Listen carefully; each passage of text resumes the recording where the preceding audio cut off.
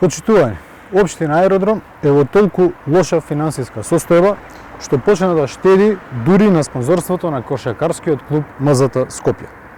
Дејан Митевски и ВМРО ДПМН преку Советот на Општина Аеродром ја преполовија сумата за спонзорство која што се доделуваше на најголемата аеродромска гордост МЗТ. Само 12 милиони денари Општина Аеродром одвои за спонзорство на МЗТ за 2025 година. Само за подсетување, во 2021 и 2022 година овој износ беше 24 милиони денари, што е двојно повеќе во однос на износот што Митевски го предвиде оваа година. Митевски, Муцунски и ВМРО ДПМН пред само 4 години ветуваа враќање на МЗТ во АБА-1 лигата. Наместо тоа, МЗТ испадна и од АБА-2 лигата. За тоа време, финансиските извештаи за работа на МЗТ Скопје се најстрого чувана тајна во Општина Аеродром.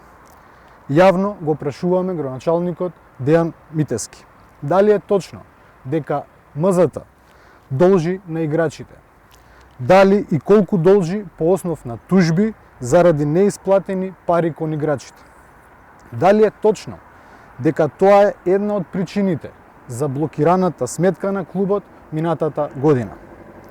Прашуваме и зошто јавно не се објавени финансиските извештаи за работа на МЗТ Скопје и зошто за истите не се разгледуваат на седницата на Советот на Општина Аеродром. Митевски и ВМРО ДПМН должат многу одговори.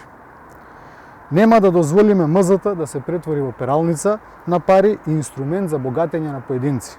На МЗТ му е потребна помош и искрена поддршка, а не лажни предизборни ветувања. МЗТ денес е понижен, а неговите искрени поддржувачи се излажени. Паметиме времиња кога играчите вадеа срце на терен, а од навивањето на Фемили Аеродром гореше целиот Балкан.